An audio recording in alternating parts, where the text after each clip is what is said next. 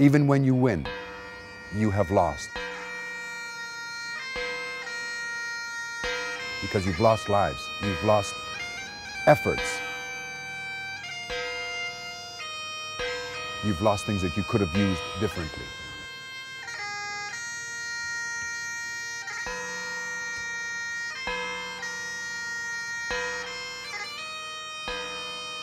It's a chilly, misty morning. Through the dense fog, a piper leads a procession. They're honoring those soldiers who fell many decades ago. The tombstones sit idle. They're numerous, row upon row. When you go to the cemetery, that's when it starts to hurt. When you see all those graves, eh? And you look at them, you don't know them, but you you know they were one of us anyway. And that's the hardest part of it. Although that's what we're coming for, to remember them. Over 4,200 Commonwealth graves are located here in Cassino, Italy.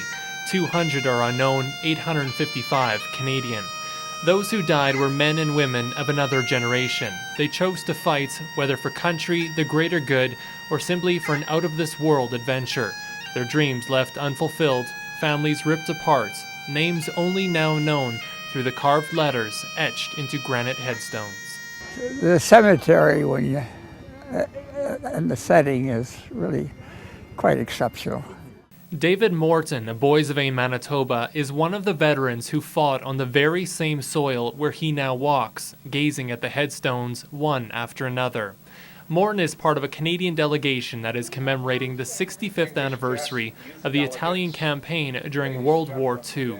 The group will spend a week visiting key battlegrounds and the large cemeteries like this one. Without veterans, the trip kind of diminishes in a way, and to see the look in their eyes and the way that they stand up a little crooked, a little bent over, but still saluting, still proud of what they've done, and you can only imagine what thoughts go through their mind and the stories that they don't tell. Along with the veterans are federal politicians, senators, and others who also have a connection to the Italian campaign. This is the headstone of one of the members of the number 1 Provo Corps for the RCMP that served during the Second World War.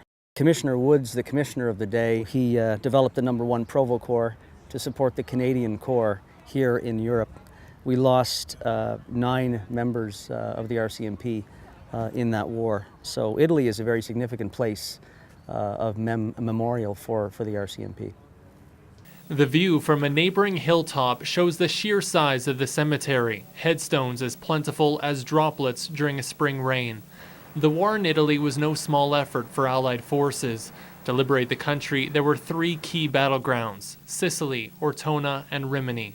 War zones that came at a cost. 93,000 everyday Canadians left their normal lifestyles back home to cross the Atlantic and take up arms in Italy. Lives that were forever changed.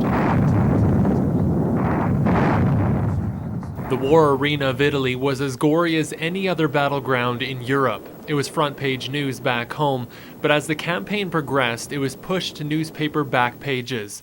It continues to be overlooked and overshadowed today. In the majority of Canadian high schools, the campaign is never even mentioned. The youth of a country oblivious to the horrors past generations endured. Even the colorful stories of triumph left only as simple black and white images in military archives. Brawn begone, deaths diminished. This is the forgotten campaign.